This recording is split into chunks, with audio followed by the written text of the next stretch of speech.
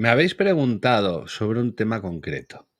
Me habéis preguntado, y esto es un poco un batiburrillo, dioses anunnakis, dioses egipcios e incluso podemos decir que se ha colado por ahí el tema de los reptilianos.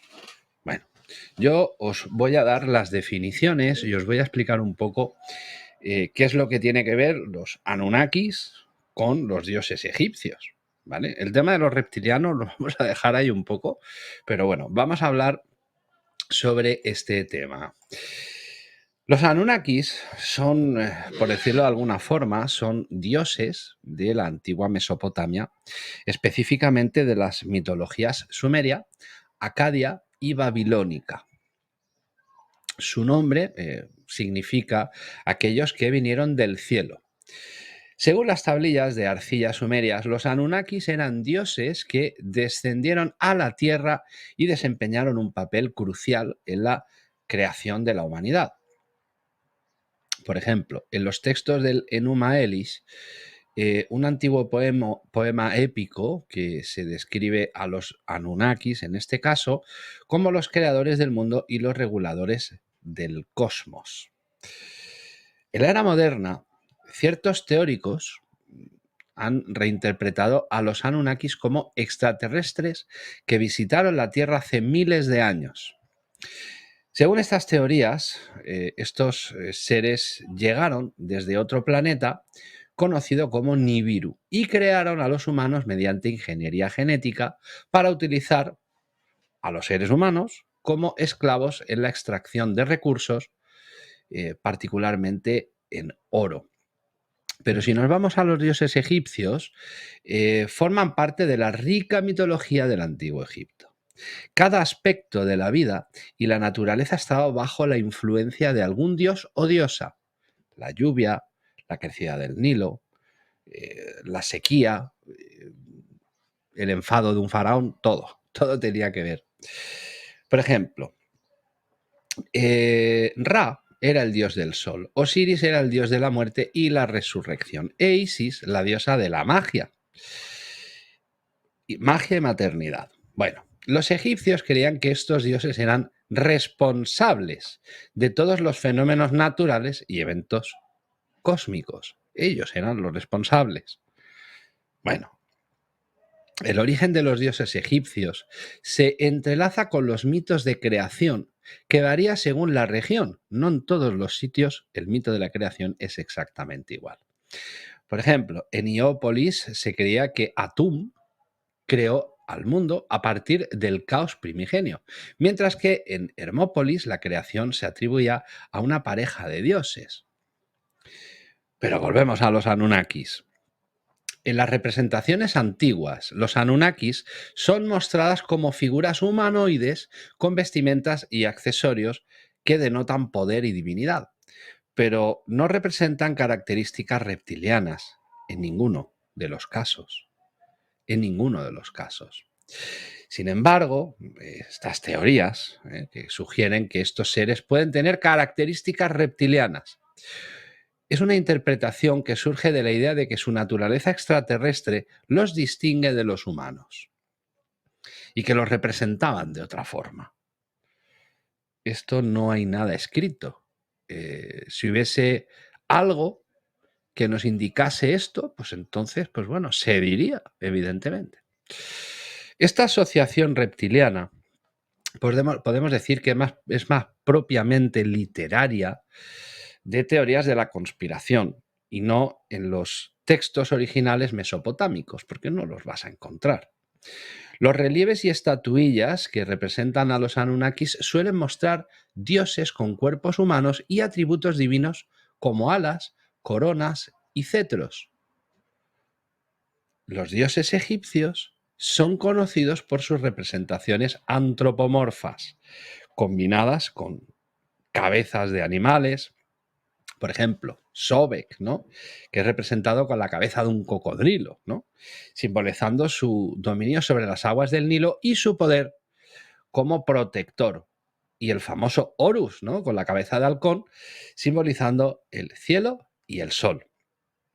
Estas representaciones no eran meramente simbólicas, tenían significados profundos relacionados con las cualidades y los poderes de cada dios.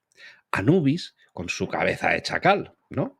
Este ser está asociado con la momificación, o este dios, y la protección de los muertos, reflejando la observación de que los chacales frecuentaban los cementerios, pues son carroñeros.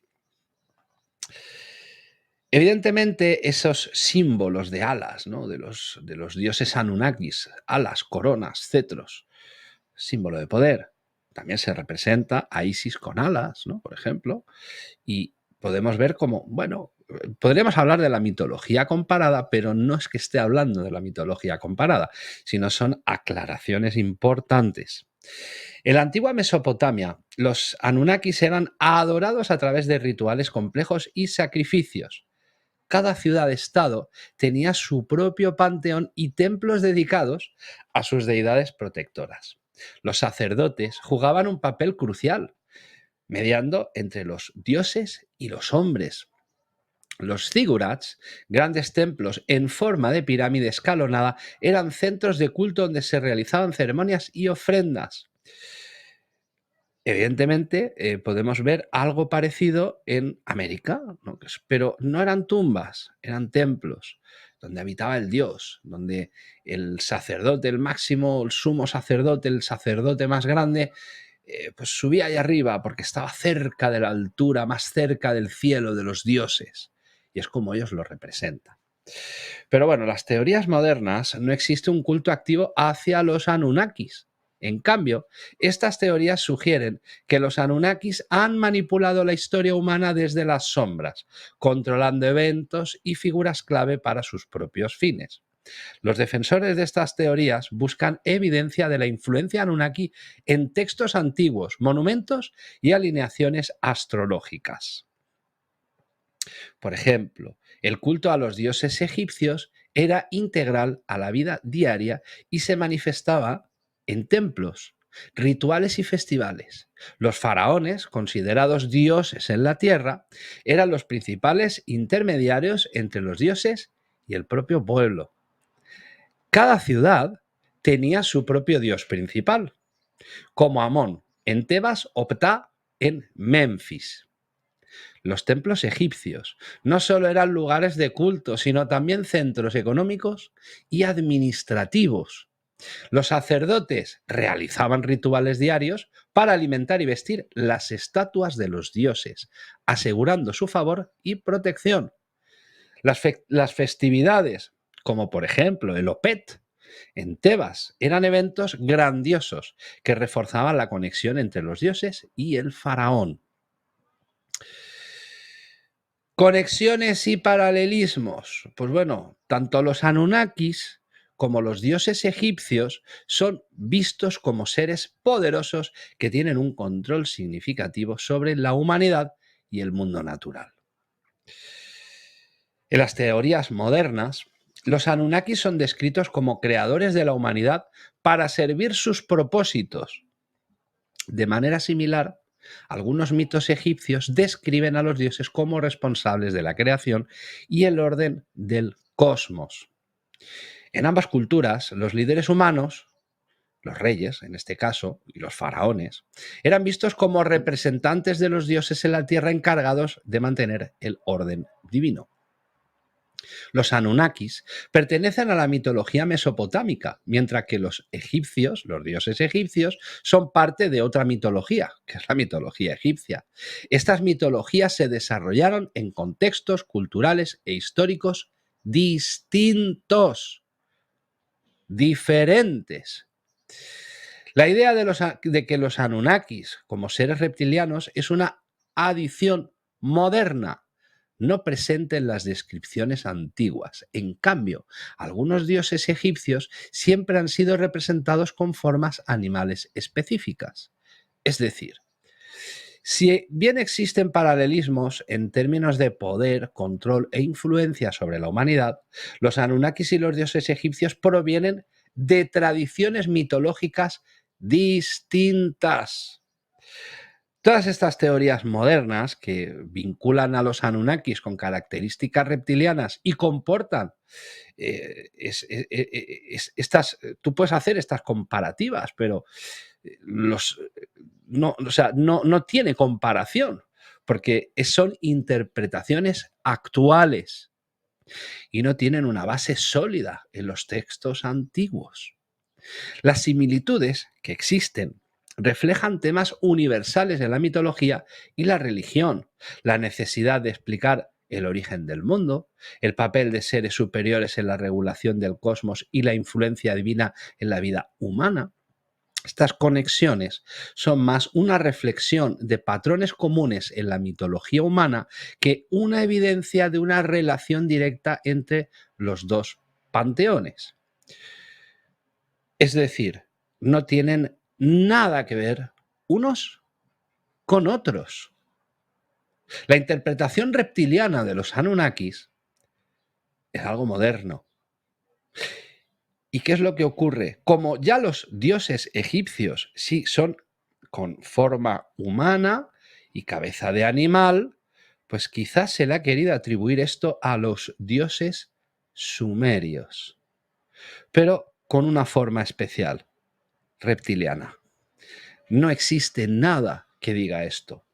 Claro, yo sé que los teóricos de la conspiración, no, claro, esto, ¿quién cuenta la historia?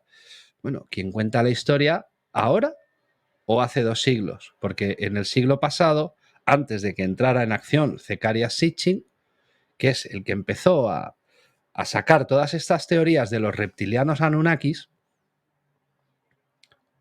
nadie habló de esto. Y en el siglo XIX tampoco. Y posteriormente, o sea, anteriormente, lo poco que se conocía, que era bien poco, tampoco se decía. Con lo cual, paralelismos, lo que os acabo de decir, eran dioses con más o menos los mismos poderes, respondían cosas como la creación y 4 cosas más, pero que en realidad no tiene nada que ver una cultura con otra. ¿Que se conocieron? Sí, por supuesto que se llegaron a conocer y se conocerían y tendrían algún tipo de contacto, digamos que comercial, o que se conocían, pero que tampoco iban a interactuar al 100%. Entre ellos, no interactuaron al 100%. Luego serían posteriormente ya los persas de esa misma zona, donde, pues bueno, se interactuaron con los egipcios. Pero los persas es mucho después. Estamos hablando de miles de años después. Conclusión. Todo esto son teorías de la conspiración y que no queda nada escrito, ni ningún vestigio arquitectónico, ni gráfico, ni de ningún tipo que nos hable de que todo esto es lo mismo. Pues no, no es lo mismo. En fin, yo por mi parte te dejo este vídeo. Tú puedes pensar lo que quieras. Evidentemente, yo no quiero influir en tu pensamiento, pero te cuento las evidencias que existen. Cada cual que piense lo que le dé la gana y que cada palo aguante su vela. Hasta luego.